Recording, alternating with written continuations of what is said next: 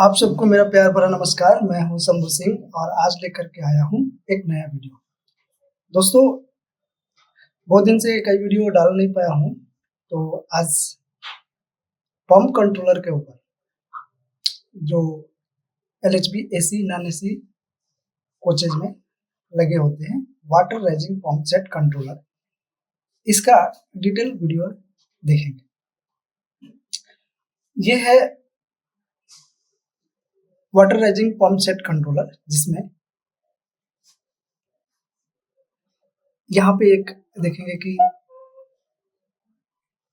Digital display लगा है, जिसमें यहाँ पे आवर्स शो करेगा और राइट साइड पे मिनट्स। यहाँ देखेंगे कि पंप 1 और इस तरफ पंप 2 का दिया हुआ है। ये एक इंडिकेशन होगा जो रनिंग मोड को दिखाएगा, और किसी वजह से फॉल्ट है तो नीचे एक इंडिकेशन फॉल्टी का दिखाएगा। पंप 1 जब ऑन होगा तो ऑटो मोड पे यहाँ पे टाइम दिखाना शुरू करेगा, और 4 आवर्स रनिंग के बाद पंप 2 ऑटोमेटिकली शिफ्ट करेगा, यानी पंप 1 से पंप 2 ऑपरेशन में आ जाएगा। ये काम ऑटोमेटिकली ये पंप कंट्रोलर करते रहेगा। फिर पंप 2 जब 4 आवर्स रन करेगा तो अगेन पंप 1 पे शिफ्ट हो जाएगा, और यहाँ पे टाइम का रीडिंग हमें को मिलता रहेगा। आगे देखते हैं कि ये एक स्विच है, जब ये सेंटर पे यानी मिड पॉइंट पे रहेगा तो ऑटो मोड में सिलेक्शन कहलाएगा, यानी ऑटोमेटिकली ये controller pump 1 and pump 2 every 4 hours में अल्टरनेटली ऑपरेट कराता रहेगा। इन केस ये डिफेक्ट हो जाए, मैनुअल ऑपरेशन करना पड़े, तो अपर तरफ पुश करते हैं स्विच को तो पंप 1 मैनुअली ऑपरेट होगा, और पंप 2 को देना पड़े तो डीपर यानी लोअर तरफ पुश करेंगे और पंप 2 मैनुअली ऑपरेट होगा।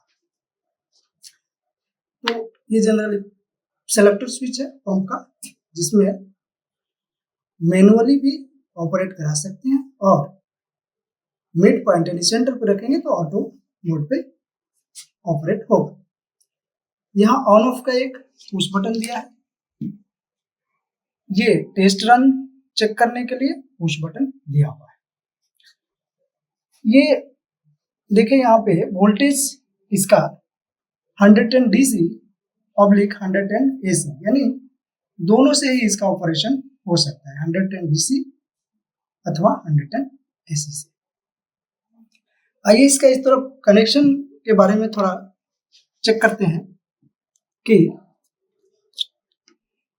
यहाँ देखें, ये रेड वाली जो फर्स्ट यहाँ पे वायर है, फर्स्ट टर्मिनल ब्लॉक में पॉजिटिव 110 DC का पॉजिटिव यहाँ देंगे, यानी इस तरफ यहाँ पे देंगे। ये ब्लैक वाला निगेटिव का है, यानी यहाँ पे निगेटिव देंगे। ये अर्थ का कनेक्शन है, और ये 2 स्पेयर वागो लगे हुए हैं। ये टर्मिनल ब्लॉक 2 है जो कि पंप 1 के लिए है। पंप 1 का यहाँ देखिए P1.1 ये रेड वाला, और ये P1.2 रेड, ये पॉजिटिव का वायर्स हैं। तो हमें पहले क्या करना होगा कि यहाँ टर्मिनल 1 से जो पॉजिटिव है 110 DC का पॉजिटिव वायर एक ले करके यू यहाँ पे यानी P1.2 इसका ये 2 नंबर वायर पे ऐसे लूपिंग करेंगे 110 DC का पॉजिटिव। इससे इस सेंसर को इसका सेंसर को पॉजिटिव मिला, और अब सेंसर से एक सप्लाई जनरेट हुआ, और ये सप्लाई यहाँ TS1 पे आया, जो कि इसके यहाँ आउटपुट भागों से हम एक वायर ले करके और पंप के लिए जो MPCB लगा हुआ है F21 उसमें उसके एनो पे लगाएंगे, वहां से फिर आउट होकर के पंप के TOP का इनपुट यानी एक टर्मिनल पे कनेक्ट होगा और TOP के आउटपुट से यानी TOP के दूसरे टर्मिनल से वायर वापस ऐसे आकर के यहाँ पे ये TS2 वाले पे आके यहाँ से कनेक्ट होगा। तो देखेंगे कि जो सेंसर से सप्लाई निकला वो MPCB होते हुए और पंप का TOP होते हुए वापस रिटर्न यहाँ पे TS2 तक पहुंच गया और सेंसर तक गया। यानी MPCB ऑन कंडीशन में हो, TOP भी सही हो तो सप्लाई वापस यहाँ सेंसर को मिलेगा TS2 से। और तब ये सेंसर क्या करेगा कि जो पॉजिटिव लूप करके हम लोग यहाँ दिए थे उसको ऑन करेगा। ऑन करने से ये P1.1 जो दिया है ये वाले में 110 DC पॉजिटिव मिल जाएगा। तो उसको यहाँ से निकाल के हम ले जा करके K24 जो कि पंप का 3 फेज सप्लाई देने के लिए जो कॉन्ट्रैक्टर होगा K24 पंप 1 का, वहां पे उसके जो 110 DC कॉइल है उसका A1 लीड पे कनेक्शन करेंगे। निगेटिव उसको पहले से दिया रहेगा तो वो ऑपरेट हो जाएगा। तो ये इस तरह से जो सेंसर है पंप 1 का वो कैसे ऑपरेट कराया वो यहाँ पे हम लोग डिस्कस किए।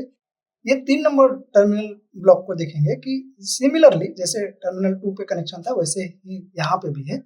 यहाँ पे भी हमको 110 DC पॉजिटिव का लूप यहाँ तक तो आया ही था, यहीं से लेकर के ये पंप 2 का ये 2.2 वाले 2 नंबर वाले रेड वायर का भागों पे ऐसे कनेक्ट कर देंगे तो इसको DC मिल गया, 110 DC का पॉजिटिव मिल गया। अब ये क्या करेगा कि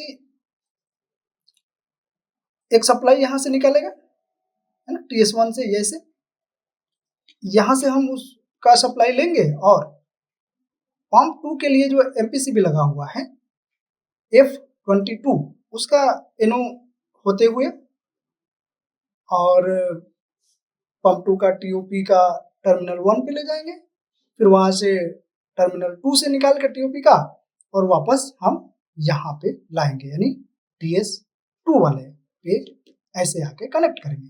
तो जब MPCB ऑन कंडीशन में हो और TOP सही काम कर रहा हो तो जो सिग्नल गया जो सप्लाई गया वो वापस ऐसे होकर के TS2 पे आ गया और इस सेंसर को मिला।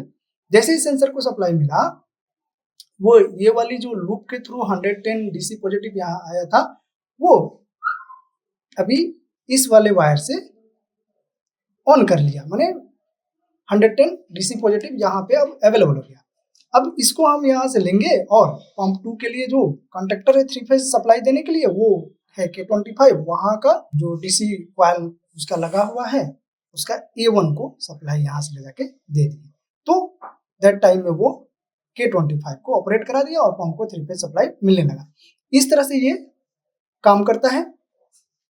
ये ऑटो मोड का है, ये जो अभी हम लोग डिस्कस किए है बात किए ऑटो मोड में ऐसा करेगा। जब मैनुअल में करेंगे तो फिर ये जो सेंसर से जो सप्लाई निकलने वाले थे TS1 2 या फिर अगर 1 में दिए तो और सेलेक्ट कर दिए 2 में, मैनुअल में सेलेक्ट कर दिए यहाँ से ऐसे पंप 2 कर दिए तो फिर ये जो है वो बाईपास ही हो गया। अभी इसका मतलब कुछ रह नहीं गया, सीधा सीधा ये जो 110 DC यहाँ पे हम लोग लूप किए थे वो डायरेक्ट इसको मिल गया।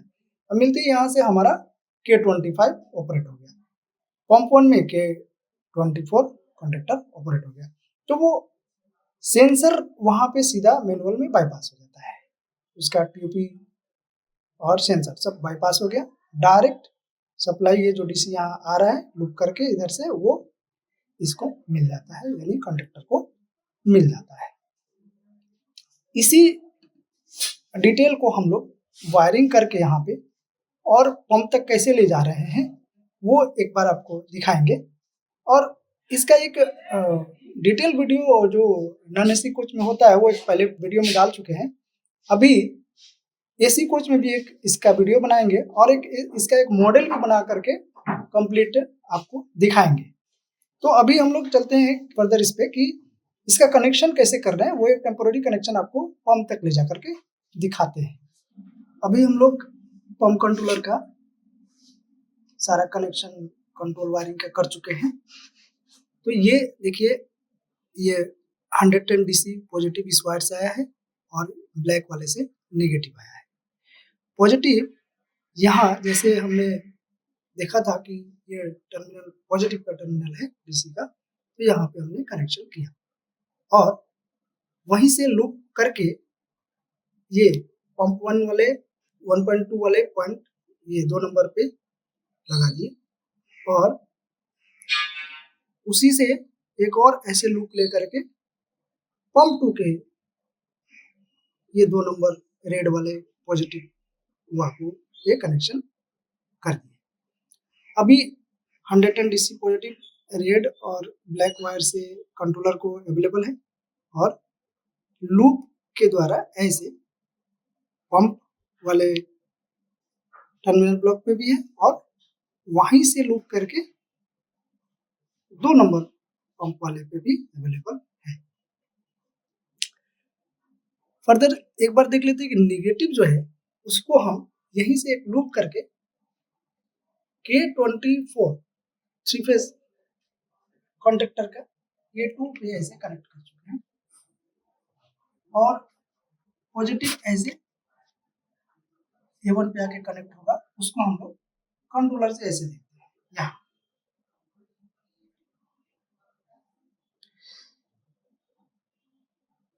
कंट्रोलर में जैसे ये पॉजिटिव यहाँ 110 डीसी का मिला तो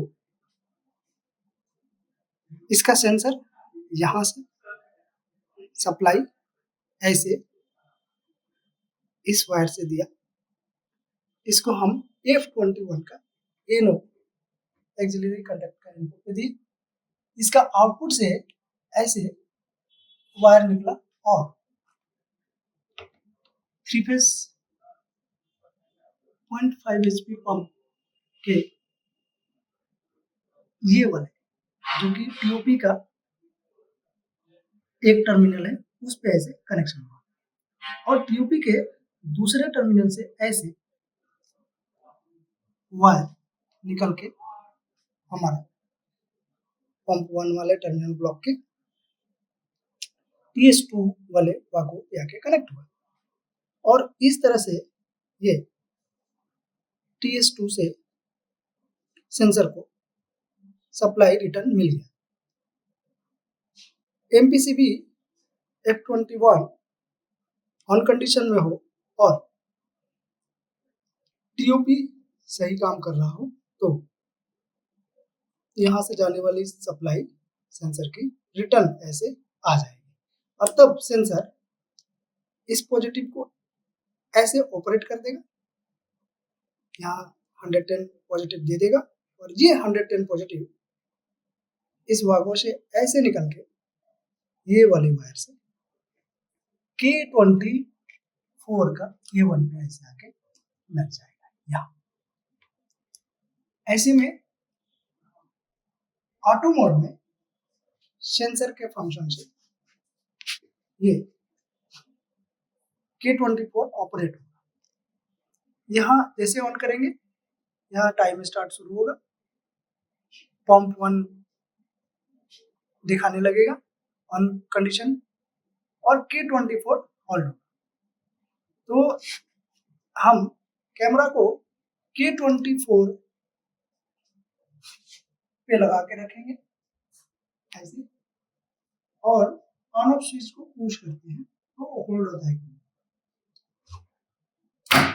ये ऑन करते ही K24 होल्ड हो चुका है। वापस कंट्रोलर पे हम इसको देखें कि पंप 1 रनिंग दिखा रहा है, ग्रीन एलईडी जल रहा है, और यहाँ से टाइमिंग स्टार्ट होगा अभी, और ये 4 आवर्स पंप 1 रनिंग के बाद ऑटोमेटिकली पंप 2 पे शिफ्ट हो जाएगा।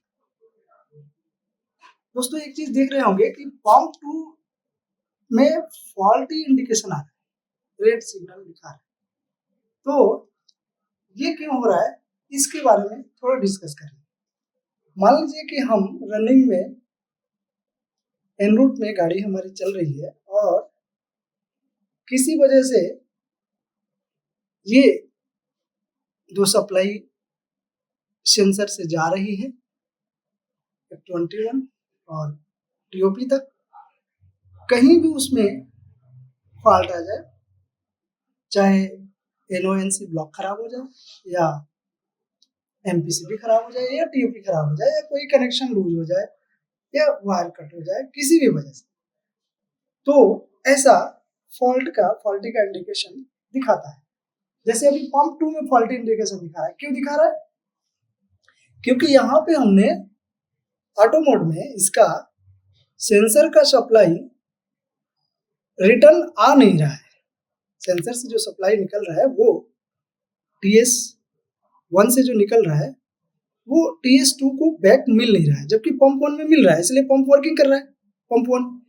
पंप 2 में नहीं मिल रहा है, तो इसे हम लोग क्या करेंगे एन रूट में कि किसी वजह से आपका एमपीसीबी खराब हो जाए या एनओएनसी ब्लॉक खराब हो जाए या टीओपी खराब हो जाए या फिर कोई वायर कहीं पे लूज पड़ा है, तो उतना आपके पास टाइम नहीं है कि आप उसको रेक्टिफाई कर सके एन रूट में। तो ऐसे कंडीशन में आपको क्या करना होगा कि ये TS1 और TS2 यानी सेंसर के जो सप्लाई के जो वायर है, मान लीजिए कि यहाँ से हमारा TS1 से जा रहा है और वापस TS2 को आना है, तो अगर हम ऐसे